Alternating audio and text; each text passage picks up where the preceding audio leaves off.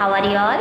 I know you all are well at home. मैं अनिता घोष आज आप लोगों को लेसन नंबर 8 वे दिन भी क्या दिन थे इस कहानी को रीडिंग करूँगी, जिसको आइजैक असिमोव जी ने लिखा है। इस कहानी में आज से 150 साल बाद की कहानी बताई गई है कि आज से 150 साल बाद क्या होने वाला है, उसी को यहाँ चित्रित किया गया है।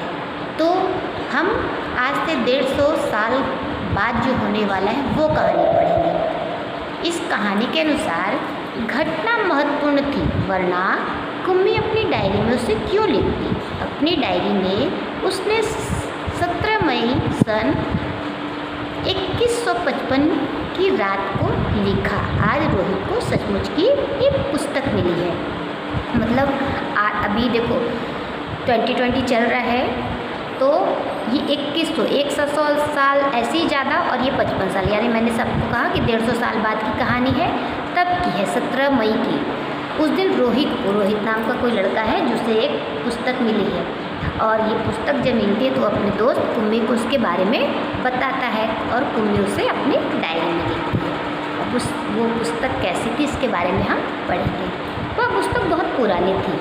कुम्मी के दादा ने बताया था कि जब वे बहुत छोटे थे तब उसके दादा ने कहा था कि उनके ज़माने में सारी कहानियाँ कागज़ पर छपती थी और पढ़ी जाती थी।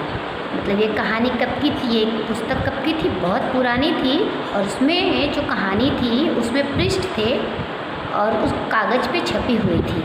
और कुम्मी के दादा ने उसे क्या बताया था कि उनके ज़माने में सारी कहानियाँ कागज़ के पृष्ठ पर छपती थी, जैसा कि अभी हम लोग पढ़ रहे हैं। तो आप जो कहानी पढ़ रहे हो कागज़ के पृष्ठ पर ही छपी हुई है।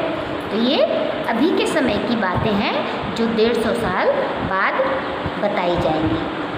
150 साल बाद क्या होगा इसके बारे में बताया गया है। पुस्तकों में पृष्ठ होते थे जिन पर कहानियाँ छपी होती थी, और हर पृष्ठ पढ़ने के पश्चात दूसरा पृष्ठ पलटकर आगे पढ़ना होता था। सारे शब्द स्थिर रहते थे, चलते नहीं थे जैसे आजकल पर्दे पर चलते हैं।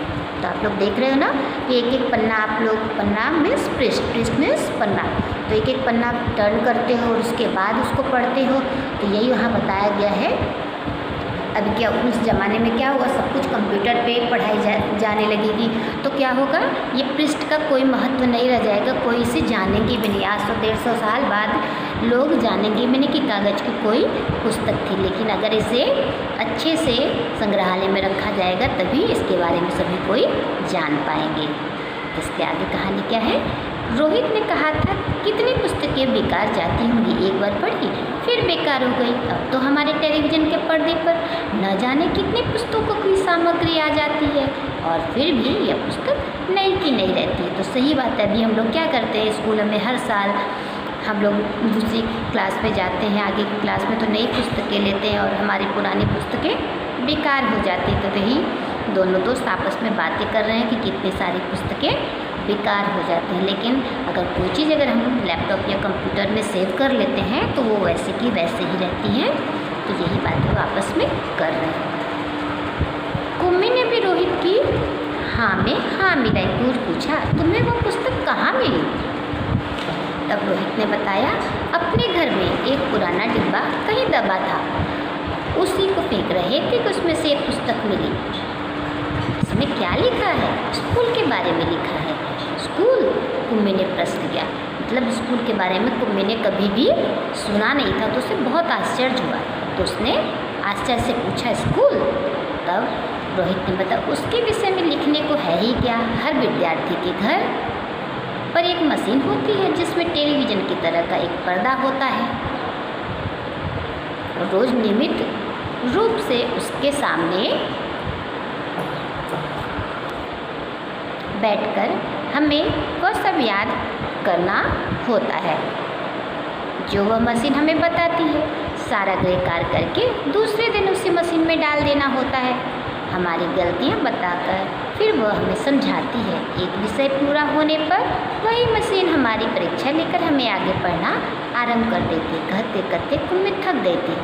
अंत में बोली कितना उबाऊ होता है यह सारा स्कूल का काम। रोहित मुस्कुराते हुए उसकी बातें सुन रहा था। अरे बुद्धू, जैसे स्कूल का वर्णन इस पुस्तक में है वह इससे भिन्न होता था। इसमें तो उन स्कूलों के बारे में लिखा है जो सदियों पहले होते थे। तभी सदियों पहले कैसे स्कूल होते थे? जैसे अभी के स्कूल है। जैसे आप लोग स्कूल आते हो, रोज़ दिन हर विषय की कक्षा होती है, कुछ टीचर आप लोगों को कुछ समझाती है, कुछ गृह कार्य देती है, एवं कुछ स्कूल में भी कोई असाइनमेंट देती है करने के लिए। अभी आप लोग ऐसे स्कूल में पढ़ रहे हैं, लेकिन कुम्मी और रोहित जो थे वो कंप्यूटर से पढ़ते थे और कंप्यूटर ही उनका परीक्षा लेता था। कंप्यूटर में ही उन्हें गृह कार्य देता था और वो लोग गृह कार्य करके कंप्यूटर के छेद में डाल देते थे। वो ही उसको चेक करता था और उसको परीक्षा के फल भी बताता था। तो ये 150 साल बाद की कहानी है जो हम आगे और पढ़ेंगे। ये मैंने आपका एक पार्ट एक्सप्लेन किया है। नेक्स्ट पार्ट में मैं इसे और अच्छे से आगे का एक्सप्लेन करूँगी। तो थैंक यू। घर में रहिए, सुरक्षित रहिए और इसको रीडिंग कीजिए।